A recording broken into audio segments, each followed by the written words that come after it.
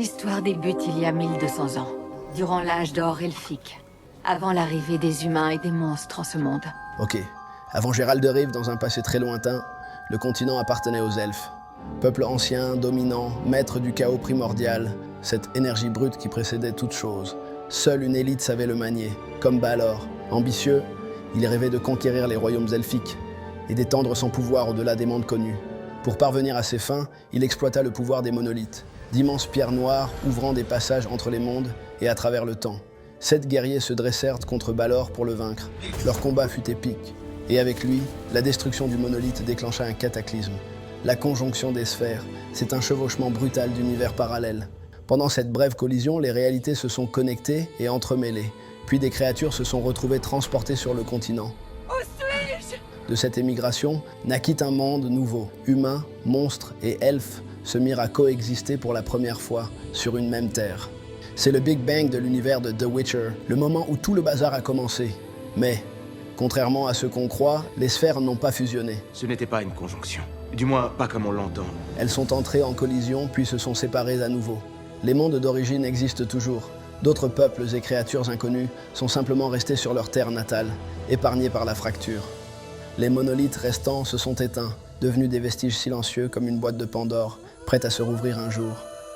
Les portails, eux, se pratiquent encore, mais ils ont perdu leur portée cosmique. Désormais, ils ne servent plus qu'à voyager d'un lieu à un autre. Impossible d'accéder aux autres sphères. Cette épreuve évaluera votre aptitude à contrôler l'expression ultime du chaos.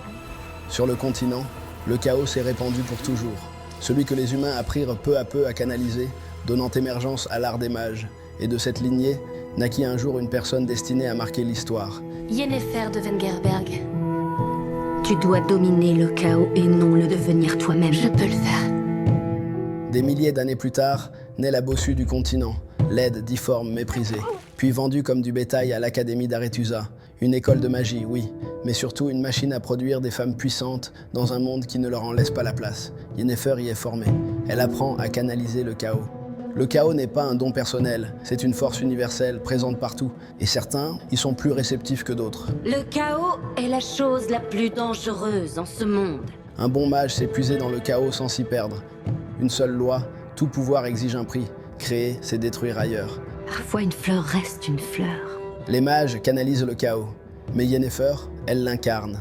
Son lien est viscéral, nourri par la rage et un désir de transformation. C'est ce qui fait d'elle à la fois une menace comme une exception. Et la maîtresse des lieux le sent depuis le premier regard. Tissaia de Vris, pas une rectrice bienveillante façon Dumbledore, mais une figure d'autorité et de rigueur. Elle sélectionne, taille, polit ses élèves, les indomptables finissent en anguille pour alimenter l'école. Et avec Yennefer, elle tisse un lien à la fois profond et conflictuel. Sa philosophie, politesse, contrôle, charme, pour mieux plaire et régner. Ouais, Arethusa est une institution politisée. Elle forme des conseillères chargées d'influencer les rois, espionnes, diplomates, gardiennes d'équilibre, au service de la confrérie des mages. Eux sont à la fois la police, le gouvernement et le lobby de la magie. Elles contrôlent l'usage du chaos et s'assurent que les mages restent utiles au trône plutôt que dangereux pour eux. Yennefer est de sang elfique. Qui préfère envoyer Yennefer à Nilfgaard à la place de Fringilla? Vient le bal de graduation, une foire diplomatique orchestrée par la confrérie. Les élèves sont promises au roi du continent. Yennefer est écartée parce qu'elle est demi-elfe, et les elfes, on ne les aime pas. Assignée à Nilfgaard, un poste jugé inférieur à l'époque, elle refuse le destin qu'on lui trace. Alors, son corps subit une transformation pour atteindre la perfection exigée, beauté éternelle, au prix de sa fertilité. Renaissant de ses cendres, elle vole la vedette et l'affectation à Fringilla, récupérant Aedirn, le royaume prestigieux qu'elle visait. Je suis ravie. Elle pensait avoir gagné, mais découvre qu'elle n'est qu'un rôle décoratif. Puis tout bascule. Un assassin attaque le convoi royal. Yennefer se bat mais échoue à protéger la reine et son bébé. De cette tragédie naît une obsession. Elle rejette la confrérie, s'émancipe, compense ses blessures par le pouvoir et se jure de retrouver ce qu'elle a perdu, la maternité. Alors, pour la tester, autant commencer avec le premier beau gosse maudit venu. Gérald de Rive, je te paierai ce que tu voudras. Je crois me rappeler que les sorceleurs ne ressentent aucune émotion.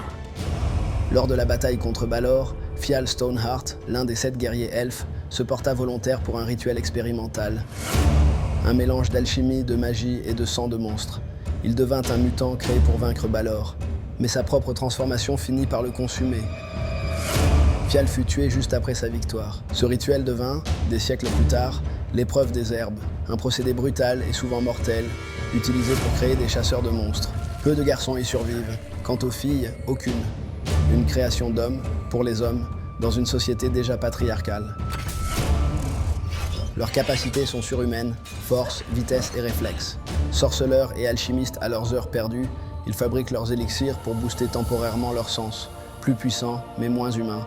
Contrairement aux mages, ils ne manipulent pas le chaos pur, mais une version réduite. Ils tracent des signes, des sorts rapides, feu canalisé, ondes de force invisible, champ protecteur.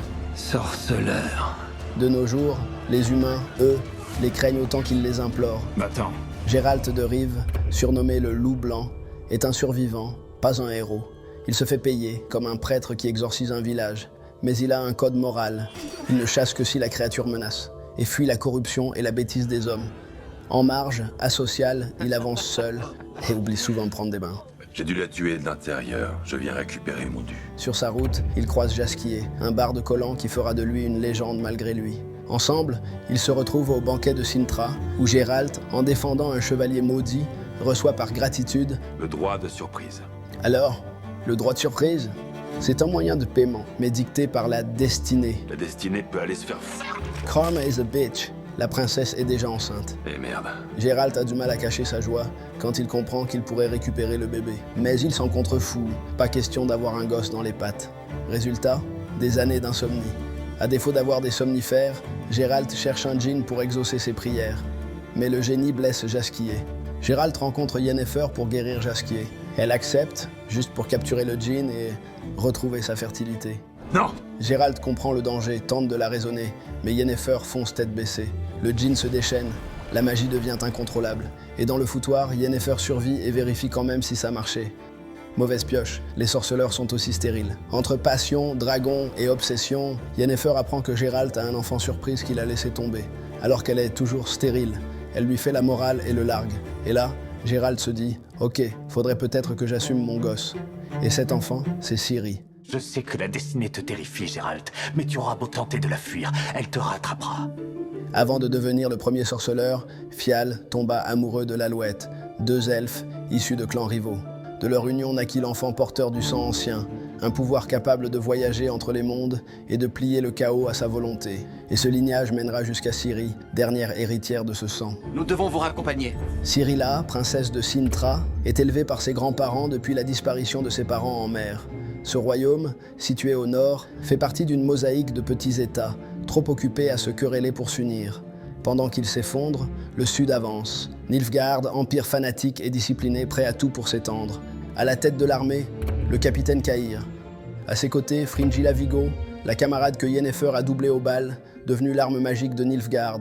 Son empereur, c'est la Flamme Blanche, Emhyr var Emreis, alias le prince maudit, le père de Ciri. Et lui, il veut épouser sa fille, héritière légitime du trône pour le pouvoir. Ouais, glauque. C'est une guerre de sang et de territoire. Nilfgaard attaque Cintra pour dominer. Le roi et la reine meurent. Ciri perd tous ses repères et s'évade dans un monde en guerre, avec pour seul mot d'ordre Trouve Geralt de Rive. son daddy surprise. En fuyant Cahir, la peur libère une onde qui fait s'effondrer un monolithe. Conséquence, elle réactive le réseau mort, des déchirures entre ce qui subsiste des anciennes sphères. En clair, elle ouvre une porte à de nouvelles anomalies sans avoir encore conscience. Cahir comprend alors qu'elle est bien plus qu'une princesse et la traque commence. Si la ville tombe, quelle importance! Quand la confrérie des mages apprend la chute de Cintra, elle se fracture. D'un côté, il y a ceux qui veulent soutenir Nilfgaard, de l'autre, les opposants. Et au milieu, ceux qui cherchent juste à sauver leur peau et ne pas s'impliquer. Alors, seule une poignée de mages dissidents monte au front pour protéger le continent de Nilfgaard. L'heure est venue à présent de risquer nos vies pour une cause plus grande, de ravaler notre fierté. L'armée cible le mont Soden, un lieu stratégique qui leur permettrait d'envahir davantage les royaumes du Nord. Pour sauver Soden, Yennefer montre toute sa puissance et utilise le chaos du feu pour faire un barbecue. Le feu, c'est la forme la plus instable du chaos. Chez les mages, il est interdit. Et Yennefer, malgré avoir vaincu l'armée de Nilfgaard, signe son point de non-retour. Plus loin dans la forêt, Ciri en fuite rencontre Dara, un elfe orphelin, des dryades, des monstres, jusqu'à rejoindre Geralt de Rive, le loup blanc et l'enfant du chaos enfin réunis. La destinée a parlé. Je l'ai amenée ici pour qu'elle soit à l'abri. Pour avoir le temps de trouver des réponses. Exactement, découvrir qui elle est, ce qu'elle est. Après avoir retrouvé Ciri, Geralt la ramène à Cœur Moraine, la forteresse des sorceleurs. Autrefois, chaque école gardait les secrets du rituel de mutation, transmis de maître à élève. Mais au temps de Vesmir, tout bascula. Gamin pauvre, il avait fui sa vie misérable pour la liberté et la gloire des chasseurs de monstres, à une époque où les sorceleurs étaient encore les sauveurs de l'humanité. Sous la tutelle de Diglan, Vesemir devint sorceleur à son tour, jeune, beau, motivé surtout par l'or de ses contrats. Pour s'enrichir, Diglan fabriquait ses propres monstres, jusqu'à provoquer la haine d'une mage qui rallia les humains contre eux. La pratique révélée discrédita les sorceleurs aux yeux du continent, puis déclencha une guerre qui mena à l'attaque de Cœur Moraine. L'école du loup fut ravagée, les maîtres massacrés, les formules perdues à jamais. Plus personne ne sut jamais créer un sorceleur. Et ainsi s'acheva leur âge d'or. Ne reste qu'un Vesemir vieilli, père spirituel des derniers chasseurs, Lambert, Cohen, Geralt.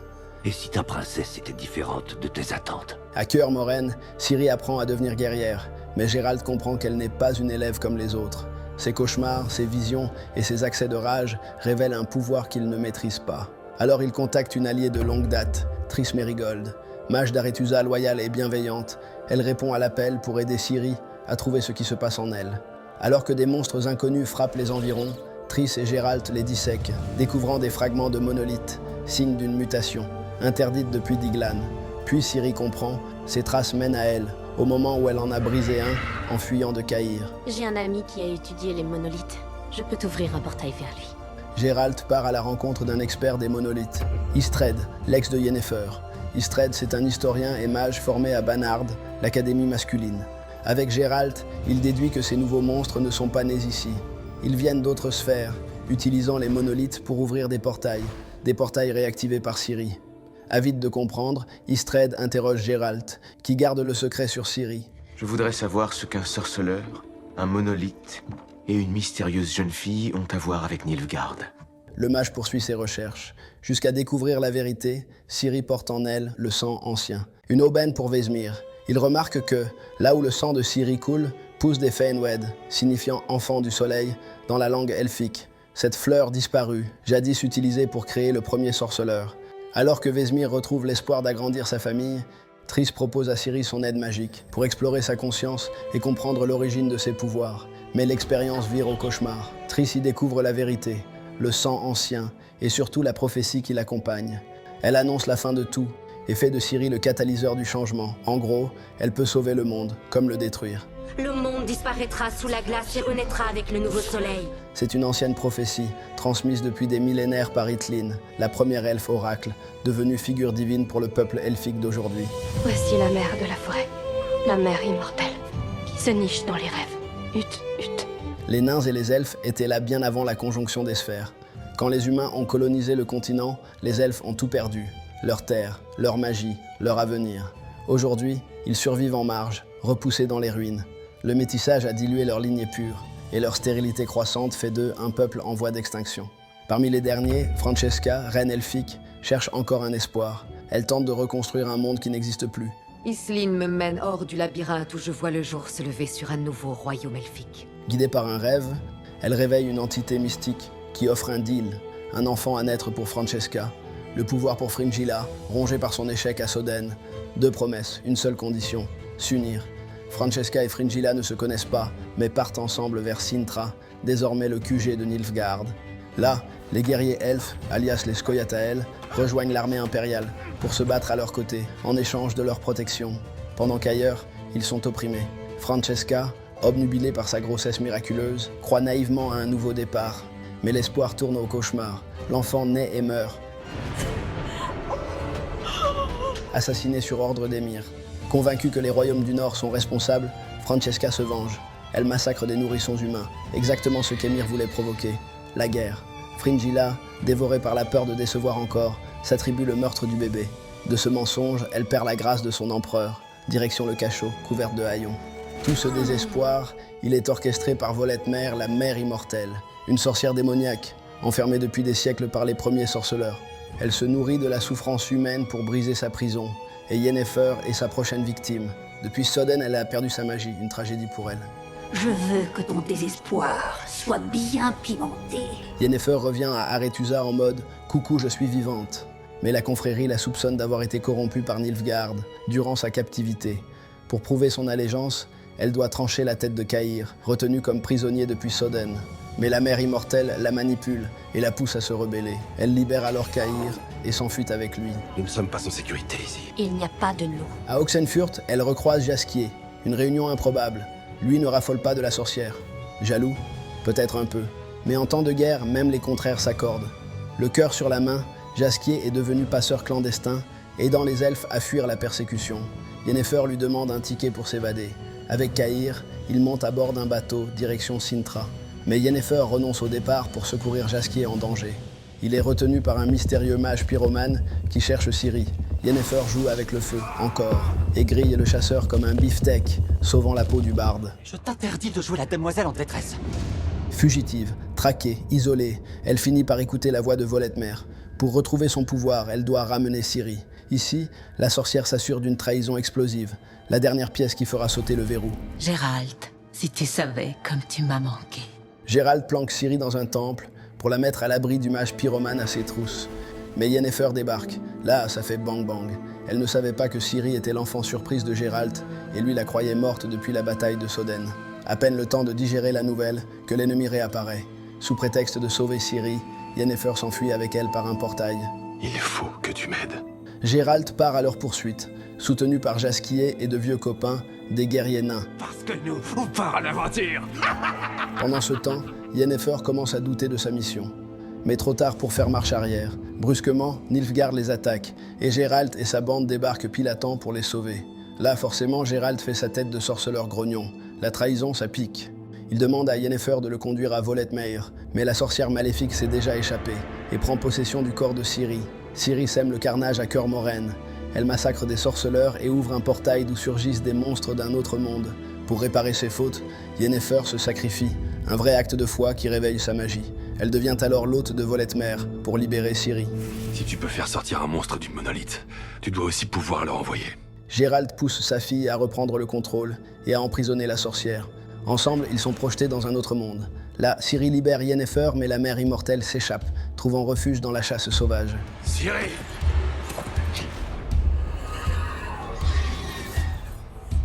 Je l'ai vu de mes propres yeux, dans le ciel, au-dessus de la tour de Taned. Ils sont descendus sur la terre ferme, ils étaient là. La chasse sauvage, tout le monde en parle comme d'une légende apocalyptique, présage de guerre et de mort. La chasse est une armée spectrale, venue d'une autre sphère, celle où Ciri les a croisés. J'ai laissé le portail ouvert en repartant. Résultat, les cavaliers peuvent apparaître dans son monde, traquant Ciri, à qui ils répètent que sa place est avec eux. Leur véritable but n'est pas encore expliqué, mais on comprend qu'ils la veulent pour son pouvoir. Leur monde s'est écroulé et pourtant ils ne pourraient pas se montrer plus dociles. Avant la conjonction, Eredin était capitaine de l'armée de l'Empire d'Or. Il s'était allié au dangereux Balor, capable d'ouvrir des portails vers d'autres sphères. Mais Eredin entretenait une liaison secrète avec Brian, un marchand issu d'une classe interdite. Quand l'impératrice découvrit leur union, elle l'exploita pour le rallier à sa cause et le détourner de Balor. Après sa trahison, le mage le bannit dans un monde perdu. Là-bas, Eredin trouva un masque squelettique, ainsi naquit le visage de la chasse sauvage. Chasseur mystique, mage assassin, tout le monde poursuit Ciri. Elle est de sang ancien. Elle est comme vous tous. Quand Triss découvre sa vraie identité, elle panique et alerte Tissaia. Le secret se répand vite, dans la confrérie, et au-delà. En gros, la princesse de Cintra devient célèbre, sa tête a pris, et chacun la recherche pour servir ses propres intérêts. Pour les elfes, elle est l'élu capable de sauver leur peuple. La confrérie des mages, elle, se chamaille, encore, entre la protéger ou l'éliminer. Quant à Nilfgaard, Ciri a toujours été une arme pour asseoir sa domination, de quoi inquiéter aussi la Redanie, au nord. Faites-moi confiance, sire. Avec ou sans espion elfique, nous sommes en très bonne position. La Redanie est le contrepoids le plus sérieux face à Nilfgaard. Leur objectif, mettre la main sur Ciri, non pas pour la prophétie, mais pour la politique. Qui contrôle Ciri, contrôle l'avenir du continent. Et leur priorité est d'empêcher Nilfgaard de verrouiller le pouvoir via ce mariage.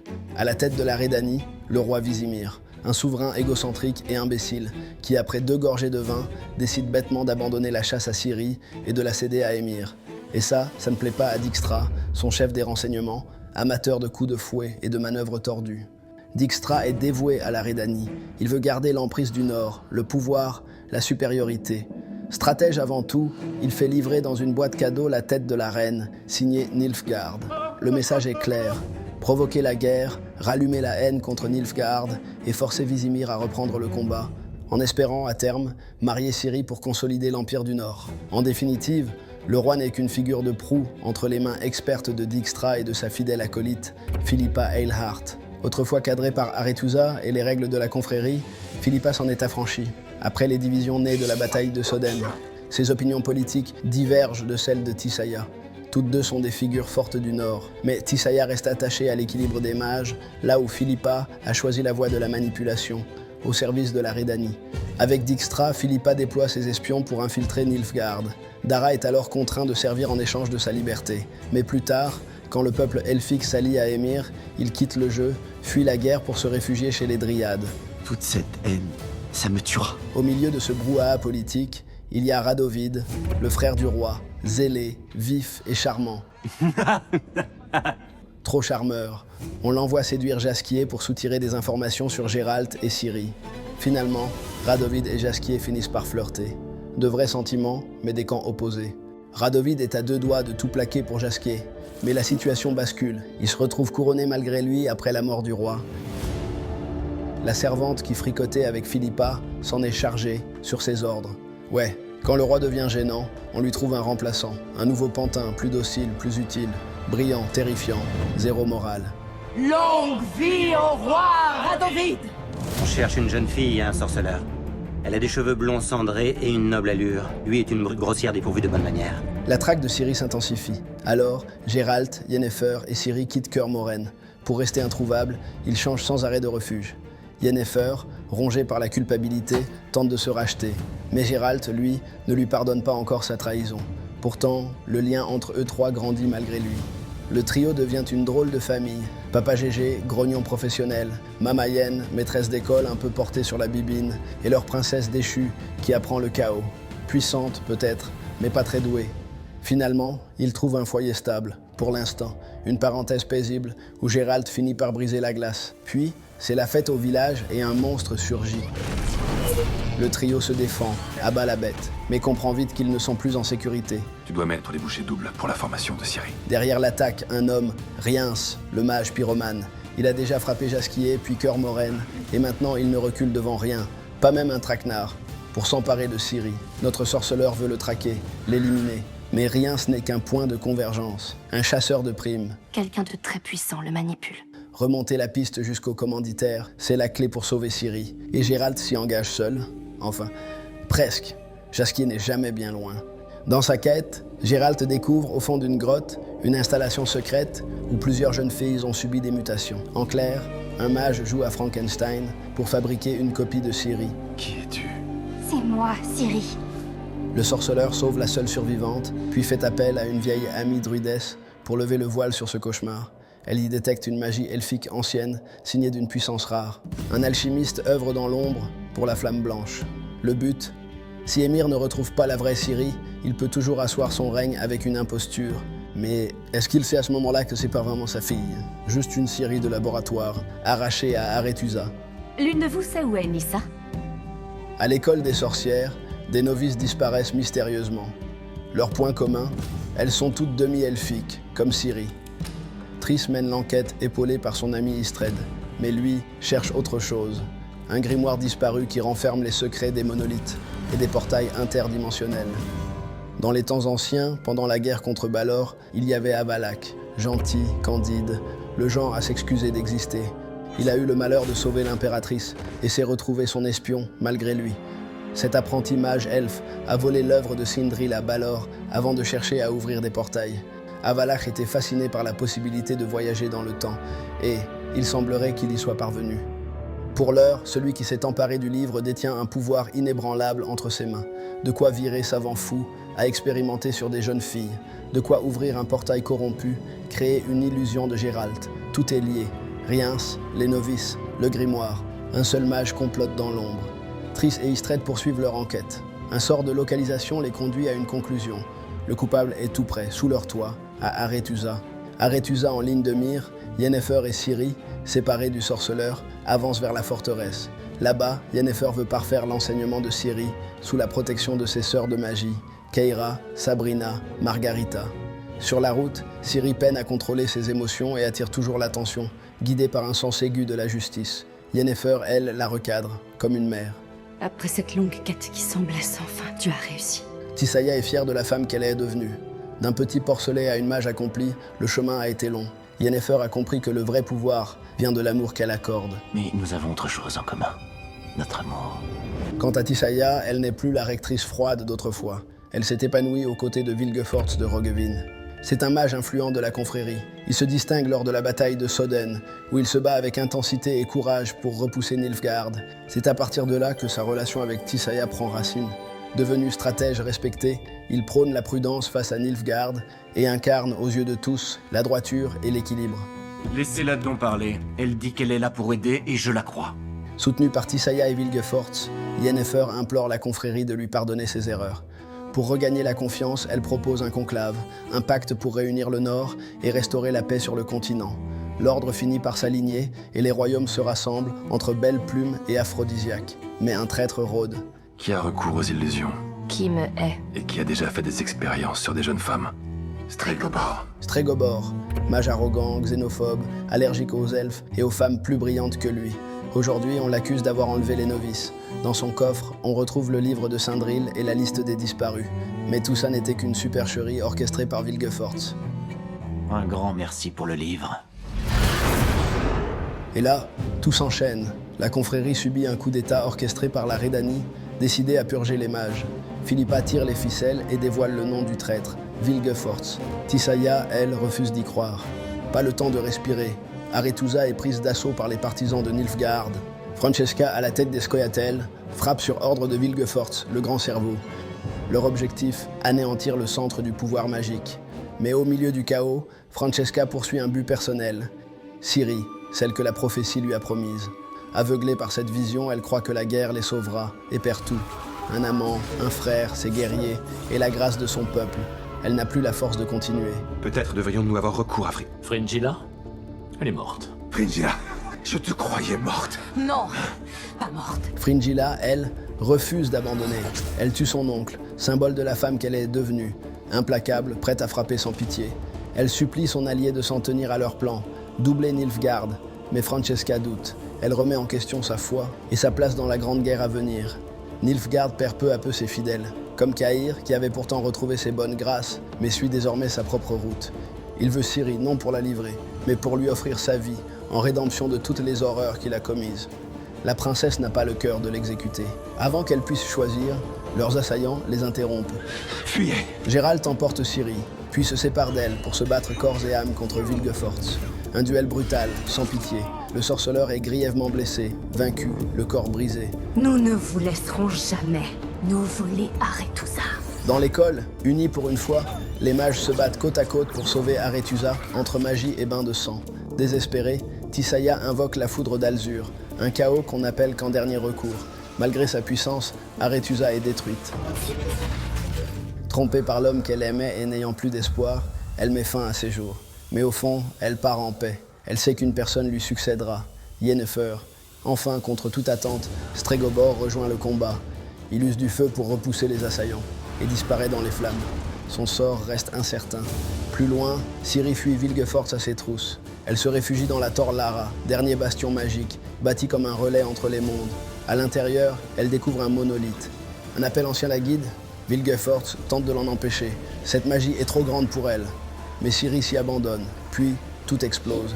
Le monolithe éclate et la tour s'effondre. Vilgefortz survit, mais perd un œil. Quant à Ciri, elle disparaît. Je ferai payer sa trahison à Vilgefortz. Il le même sort à Émir. Empereur ou pas, il paiera aussi.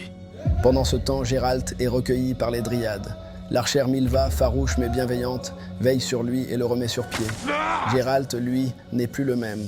Brisé par l'échec mais animé d'une force nouvelle, celle de ramener sa fille, quoi qu'il en coûte. C'est un don incroyable.